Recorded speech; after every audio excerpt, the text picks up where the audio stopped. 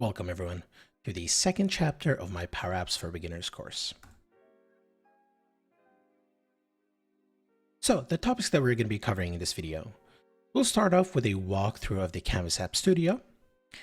Then we're going to look at what functions are. And by the way, with functions, this is the code part of the low code in Power Apps. We're going to be using ChatGPT to write these functions. And of course, we're also going to look at the documentation, the Microsoft's official documentation, just so that you know how it looks like, how to use it, and so on. We're going to look at screens and how to use them, a bunch of different input and text fields, buttons and how to use them. And then lastly, we're going to look at forms, what they are, how you can easily connect your form to a data source, and then we're going to work with the success functions and so on and kind of build, a super simple but still a viable app, kind of your first app to see how it works and how it looks. Cool, let's get started. So we're going to pick up right where we left off in the previous video. Now, if you haven't seen it, don't worry, the link to it is in the description down below. To create an app, go and click on New, hover over App, and then click on Canvas App. We can call this our first app. We can keep the format in Tablet and click on Create.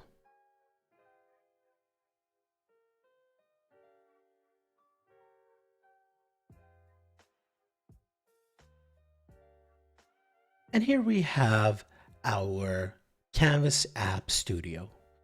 Now I know there's a bunch of stuff that you're seeing here on the screens, many buttons, many things, but don't worry, we're going to be going through all of them eventually. In the beginning, we're just going to go through the ones that are important for us to get started. So we're going to start off by looking at the upper menu here. We have our back button, which will take us back to the solution. We have undo, and if we click here, then we can see redo. We have paste. We have, the menu where you can cut and copy as well. Otherwise, by the way, you can use your keyboard for this with Control-C, Control-V, and Control-Z, and so on, just as you would do in Microsoft Word, for example, for copying and pasting. We have insert here, where you can see all the components that we can drag and drop and use in our Canvas app. This is also, by the way, the same insert that you'll be able to find here.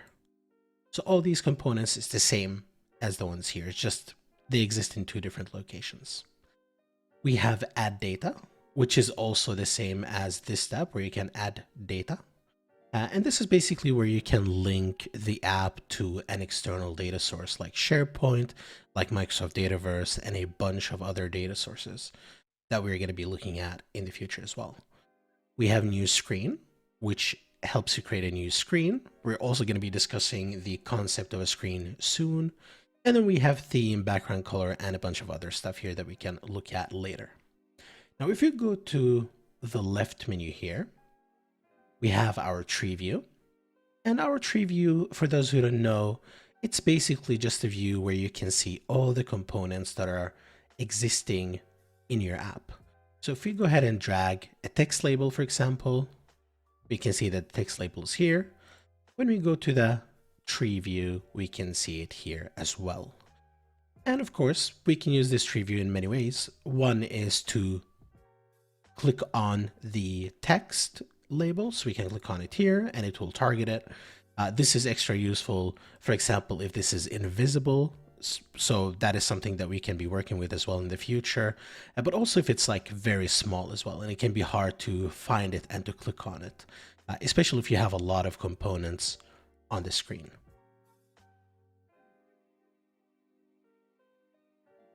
And then, as I mentioned, we have our insert menu here, and then we have our data menu here. And those are the ones that you need to know in the beginning. We also, of course, have our Power Automate menu here where you can connect flows to this app and a bunch of other stuff that we're going to be looking at later.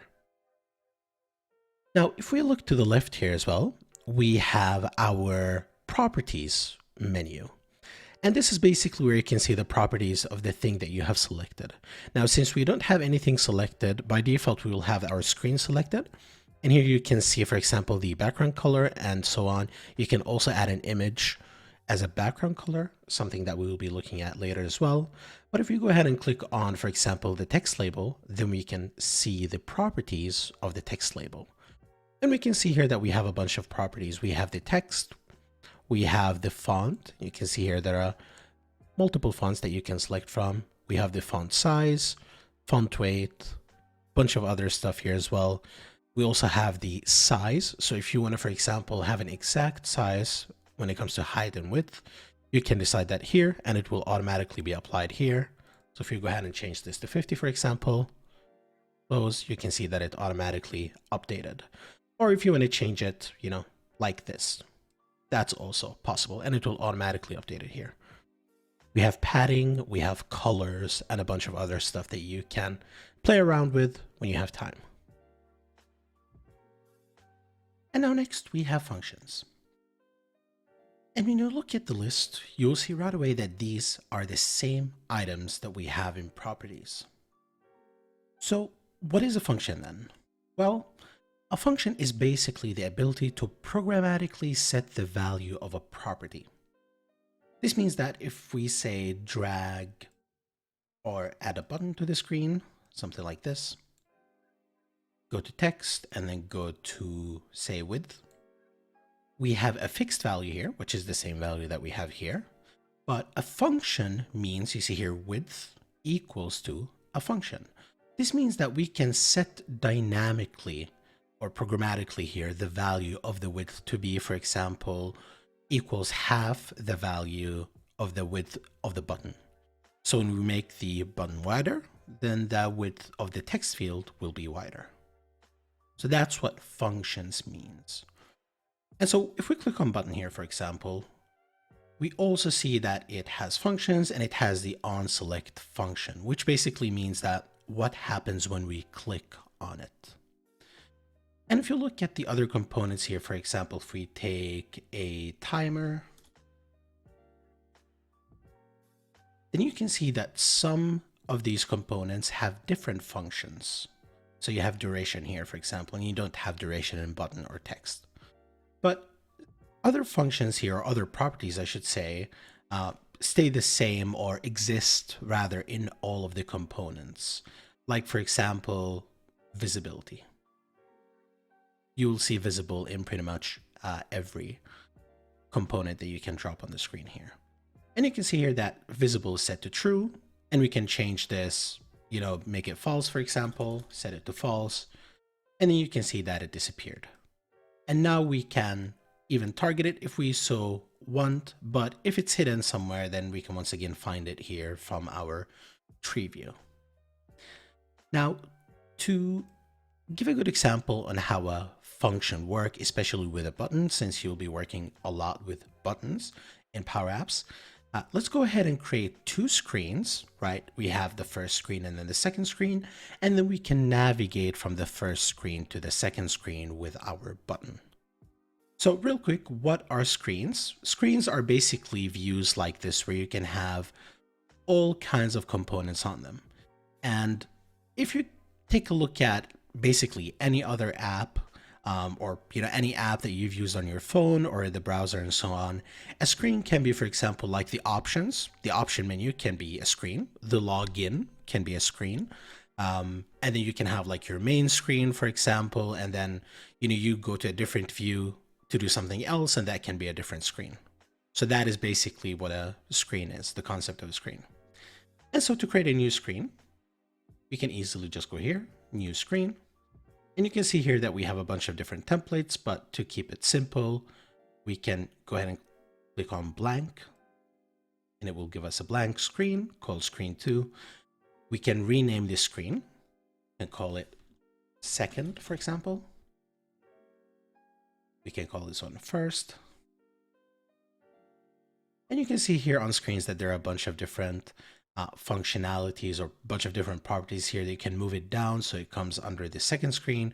You can duplicate it, which looks like this, and then it gets like all the properties and all the components that you have on the original screen. But then you see that the names will change here a bit because you cannot have two components or two screens with the exact same name, it will be a bit confusing. So if we click on the button and then we say, set timer one to set timer one's visibility to false, then both buttons would disappear in this case. So that's why you always have to have a unique name of the component. And to change the name, of course, it's something that you would do here. And it's the same with all the components. So you see, this is where the name is. And to change the name, you can say, you can click on that and you can call this navigate, for example. And you will see here that it changed for this one. But if we look at the first screen, collapse here, we can still see that this is called button 3. So you just changed it for the button in this screen. Let's delete this one real quick, make it a little bit cleaner. Button here. We can put this text in the middle. See if it can find the middle.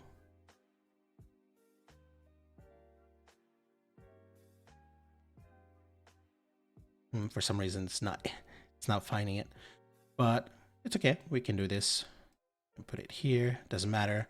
We can call this screen 1. And by the way, if you didn't see how I did that, basically to change the value of a text, you can either change it here, or you can just double click on it and then you'll be able to edit it here. So we can call this screen 1. Text alignment in the middle. Let's make it bold, make it a little bit bigger, 25, something like this. And then we can actually copy. So Control C, go to the second screen, Control V. We have it here. See the name of the label changed, but the value stayed the same. So we can call this screen 2. Something like this. Go back here, let's delete the timer. We don't need it for this exercise. Like this. And so to make it navigate, how do we do that? Well, we go to on select. Here in the function, we type in navigate. Misspelled it, but it's okay because it suggested it for us like this. And then you can see here that we have this, which is called IntelliSense. It helps us basically with a function. So navigate and then target. So target the target screen to navigate to, and we want to go to second screen. So we can just write second here, SEC. And you can see here, it gave us a suggestion, and it has to be this second, not this second, because this screen is called second like this. Second. And then we can just close it. Close the bracket, and you can see here that we have the target. You can add a comma and then add something like for example how the transition should happen, so cover, fade, and all of that. We don't need to look at that. We could just close it here real quick, and then we can click on save, which is this button here. And now to test our app, we can click on play like this. And you can see here that we can preview our app in kind of like different devices here. So we can scroll down here and then we can see the different devices that we have, or if we're gonna set a custom width and height, we can also see here, different phones and so on. But for now, we're just gonna leave it in the browser. And so what happens when we click on the button? Do this, click. We can see that we are in the second screen now. And so this is our first kind of function that we're doing in this app. Super simple, super basic.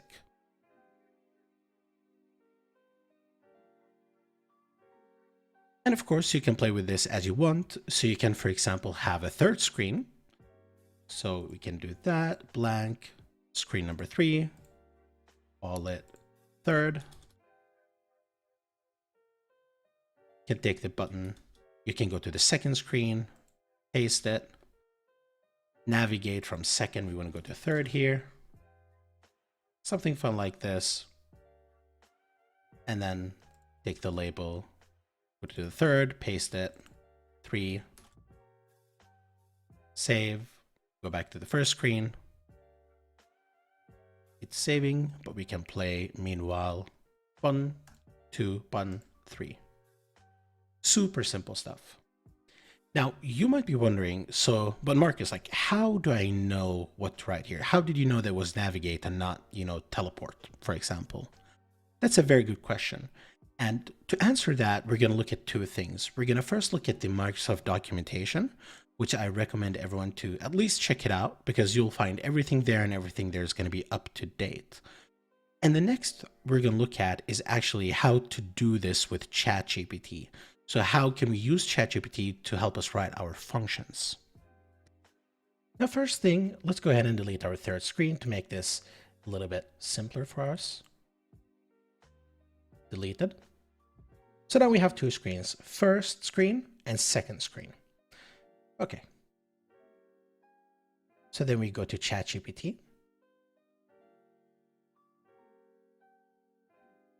Let's go ahead and have it reload. There it is. And as you can see, I have ChatGPT Plus, but you do not need ChatGPT Plus to accomplish this. ChatGPT Plus provides us with ChatGPT 4 and then browse with Bing. But ChatGPT 3.5, which is what comes with the free version, is more than enough. So I have already wrote a message that we're going to give to ChatGPT. I'm just going to paste it in here. So basically, we just describe our situation to it as if you would be describing it to a friend or maybe a colleague at work. I have a Power App with two screens. The first screen is called first. The second screen is called second. First and second. And so of course, we can tell it that we just have two screens, but the more you specify, the better answer you'll be getting. That's how ChatGPT works. And what I want to happen is that when I click on this button, it will take me to the second screen. So I said this button, of course it doesn't know what this button is, but that's okay. We can keep it like that. It will take me to the second screen. We hit send message, or you can also hit enter, by the way. And we get some instructions and the code right there to us. And it actually explains what this means. So it says to navigate from the first screen to the second, and perhaps you can use the navigate function. So it tells us about the navigate function. Select the button in the first screen. We select it here.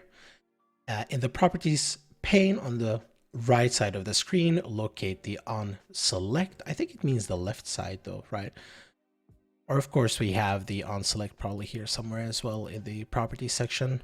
But either way, we have the on select, we know where it is. And on the on select property, enter the following formula. And we can actually just copy this code, click on copy code here, just to test it out instead of the code that I wrote. So since we have it to the second screen, of course, this one is going to be on the first one here. We can just paste, Control V, and extra space, navigate second, screen transition, none. So I did not explain what screen transition is, but if we go back here, it's going to explain it to us. So this formula instructs Power App to navigate to the second screen when the button is clicked. The screen transition none parameter specifies that there should be no transition effect between screens. Oh, okay, cool. Now we learned something new, the screen transition. You can customize the transition effect by using different values from the second parameter. So the second parameter is this one in this case. And it tells us to save our changes, of course. Cool, okay, let's try this. Let's see if it works. Copied straight from ChatGPT. Save. Can take a minute.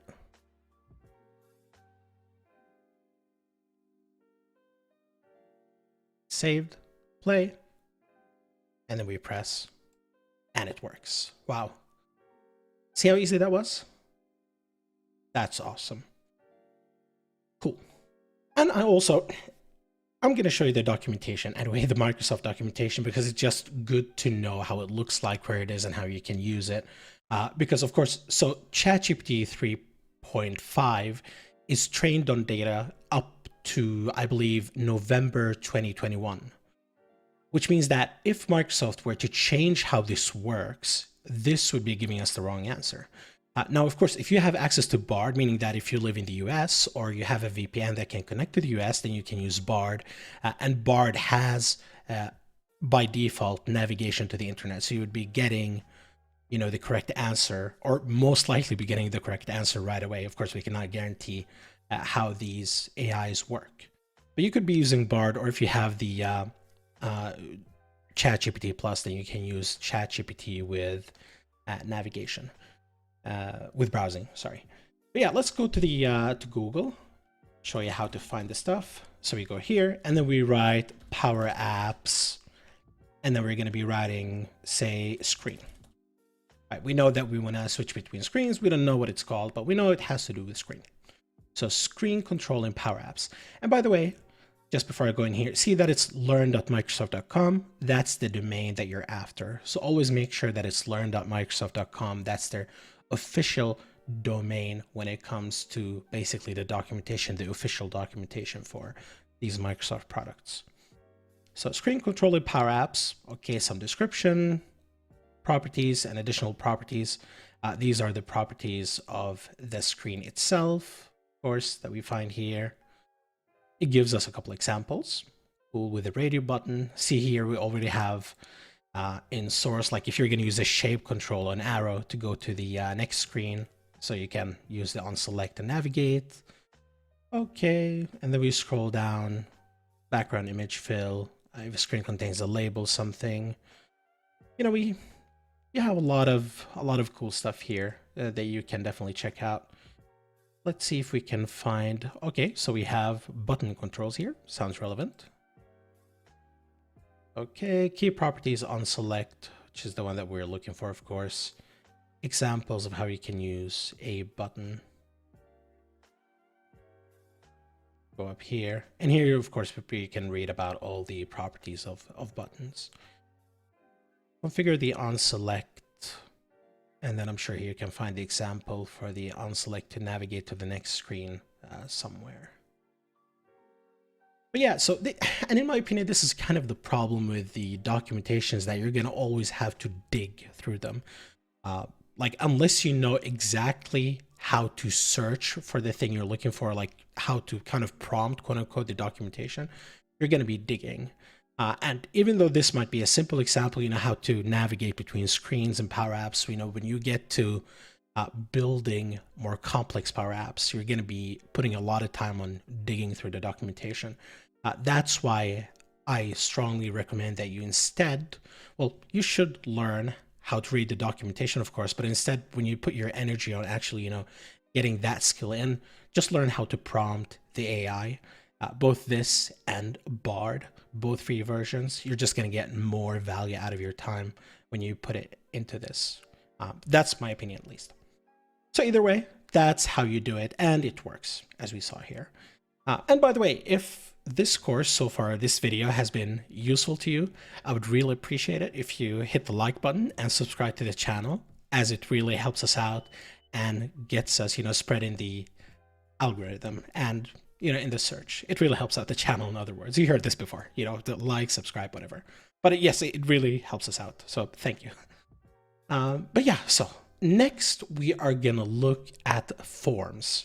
And forms is going to be like a practical application, kind of the first quote unquote real app that you can build is with forms. And to do that, we first go to SharePoint, where we are going to have a SharePoint list that we're going to use as sort of a database where we can model our form, you know, on, and then we can store our data there. So let's start by going to SharePoint. So to get to SharePoint, we go to the app launcher, and then we click on SharePoint. Now, if you don't have SharePoint up here, just click on all apps and you'll find it there. So I have already a site that is prepared for this with an actual list. But since this is a step-by-step tutorial, I'm going to show you how to create a site and how to create a list. So we go back to SharePoint, we click on Create Site, Theme Site. We can call this YouTube site.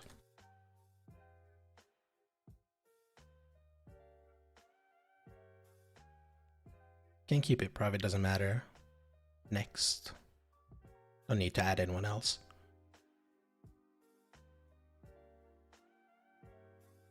And finish. Cool. And then here, we can click on New, and then List. Can click on X. We can do blank.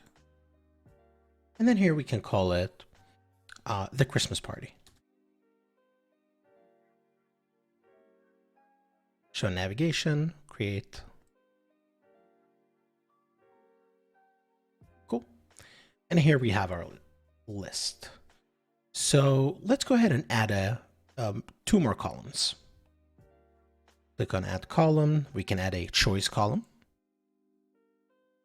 Can call this food choices. Now to change the choices here, just click on a choice. Call this one chicken, fish, and pizza. And that's it. Save. And we can add one more. Let's call it comments. Next. Comments. Save. Cool. And the title, we can change this one to name. So column setting, rename, name. Save. And so here we have three columns. We have the name, we have a choice column, food choices, and comments. And of course you can add as many columns as you want. I just added three, just, so that we have an example with multiple columns that we can look at. And so that's it. That's all we need to do from SharePoint. Now let's go back to our Power App. And then here in the left menu, we go to data and then add data. You can look for SharePoint here. And let's not pick SharePoint sites. If this one shows up to you, just because I have a table called SharePoint sites, we are looking for this SharePoint. SharePoint helps organizations share and collaborate. That's the one that we're looking for. So we click on it. We can take any one of these. It's just that adds a connection. And then here we're going to be looking for our site. Now, since our site was just created, it can be that, it takes some time for it to index, but don't worry, we can just go back to our site. We can copy the site's address, which is from here. So just take this, the tenant.com/sites/YouTube site. You can do this, connect. And here we have our site, and here we have our list, the Christmas party. So just click on the list and then connect. Cool. Now we have the connection. Now the next step here is to add the actual form. So we can go to insert here. And then we have edit form. You can click on that. And then connect to data. We can pick it from here. And then we have our Christmas party here, the Christmas party. Click on that. It's gonna load and boom, look at that. We have our columns. Now let's move the form. By the way, this can be sometimes hard to find the moving part. So just like hover in the corner here and it will show up like this. We have attachments, and this is kind of a default column that is hidden in SharePoint. We can just click on the box here or the whole card really, and then you can click on delete and it will be gone. And so we have our form here. So let's do this. Make it nice and pretty. Now, the first thing that you're going to notice here with these input fields is that you can't, move them around like you can do with buttons. So see, with a button here, we can just do it like this and just move it around. But with these, we can't. It's kind of restricted. But what we can do is that we can manipulate, for example, if we go here, we have the columns and the layout. So just select the form itself, make sure that you're not selecting a card. So just select the form. And then here in the columns, you see the number of columns. So we can have one column, for example, and then they will drop down like this. They look real nice. And of course, in the layout here, you have vertical, horizontal, and you can see here a couple examples with the text being above or the text being on the left. So if we click on this, that's how it looks like. Can go back to vertical. And then inside of the card itself, of course, you can then manipulate this field. You can make it like this, smaller, larger. Of course, to make it more exact, when you click on the field itself, you have the size here, so you can manipulate that. You can add like 500 width pixels. You see, becomes that. You can just go back, Control Z, go back. Cool. But now we see something here. We see that it still says title. It does not say name. And that is a SharePoint thing. I think it's like the inner column or something, like in the backend of SharePoint. This is still called title for some reason. But don't worry, we can change that here. We can do so by double clicking, and then we can call it name like this. And then it's changed.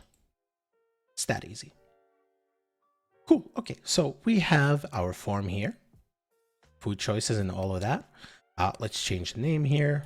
The Christmas party form. Can call it something like that. Make it nice and pretty. Put it in the center here. You can see this line showing up. That means it's in the center. The button here, we can change from button in the text to submit. Something nicer. You can mess around with the colors, of course, and with the background color and all of that, but let's keep it simple. See, the button fell behind, but you can right click and then you can reorder. So you can see that we cannot select the button. Of course, if we do this, then we can select it.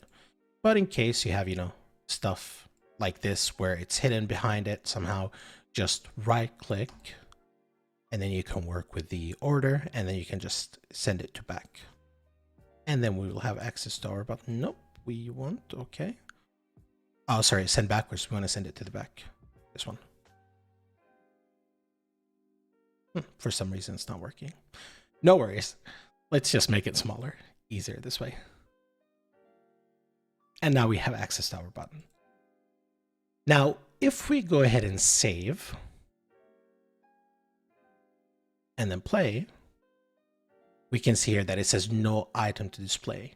And that is because we need to add something called defaults. Now, of course, if you Google, put that in ChatGPT, you're going to get an answer to why, but I'm just going to show it to you right away.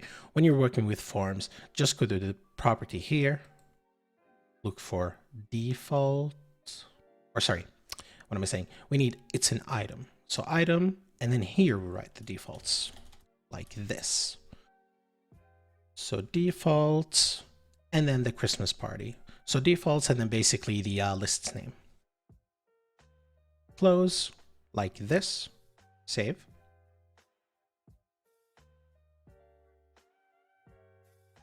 It can take a second. Sometimes it goes fast. Sometimes it takes a minute. But we will wait. Saved. And then play. And then boom, now it works. Now, we can test this form to see if it works. So, I'm going to enter a name here, Marcus. Food choice. And you see here, this was done automatic with the form. So we do not have to, create basically input fields and then choice columns and all of that. We can do that with form. It's super easy. We can take chicken, no comments, none, and then submit. Right, I forgot that we need to change the logic in the submit, of course, because right now it just takes us to the second screen. But basically what you need to write here is submit form. Submit form. The logic, super simple. Submit form, select the first form. And by the way, the reason why we wrote form 1 is because this form is called form 1. And you can see it here in the tree view on the left, form 1. So we just change the logic here on select submit form to actually submit the form. A slip there by me, apologies. Save again, play, Marcus, chicken, none, submit. Something's happening, okay. Let's go back to our list, the Christmas party, reload. And look at that, boom. It's submitted. Nice. Marcus, chicken, none. But now see, if we think from an end user perspective, how would the end user know if this worked or not? So we need to add something to notify the user that this worked. And so the way to do that is, let's close this down. And so there is a property in form that is called onSuccess. And you can see here we also have onFailure. But onSuccess, we can click on that. And then here we can add some logic. We can say notify. It's a function basically that notifies the user. You're going to see how it looks like. So onSuccess, notify success. Like this. That's it. Save. Let's see how this looks like. Play. Try a new name. James. And try fish. James, fish, none. Submit. Nice. Success. That means that it worked. Let's go here again. Try this. James. Nice. But now let's take it to, a step further. So now that we know that we can navigate between screens, instead of just notify, let's make our second screen kind of a success screen. So in our second screen, we go here. Let's remove this. Let's bring in the text in the middle. You can just put it here. It's okay. Make it bigger. Just to show you that, with the knowledge that we have learned today, we can do a lot of things. And then here we can write success. Let's make it bigger, make it 55. Bold, cool, okay. And so when we go back to the first screen, click on the form. And instead of notify, let's use the navigate. So we can navigate. And then we can say second. And that is the name of our second screen. Navigate second. Cool. Save. So on success, instead of notify, now it's going to take us to the second screen. Click on play or preview. Write a new name. Adam. He likes pizza. Still none. Submit. Success. Nice. Perfect. So now let's go here, back to YouTube site, just to see if it worked. Yes, we have Adam pizza, none. So that is how you can use forms in like the most basic way possible. And here's also where we're going to end this video.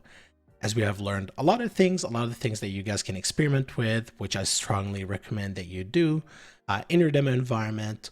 You can also create another form, by the way, where, once you have used this form and on success, it goes to the second screen, then you can actually have a second form here that does something else. And then a third form on the third screen and so on. So experiment with this, the stuff that you've learned. Personally, that's the best way or the easiest way for me to learn new things is to try them out myself, mess around with that grid here, see how you can make it a little prettier and so on. But yeah, so that's it for the second video. I hope you enjoyed it. I hope you learned something. Don't forget to like and subscribe as it really helps out the channel. And I will be seeing you in the next one.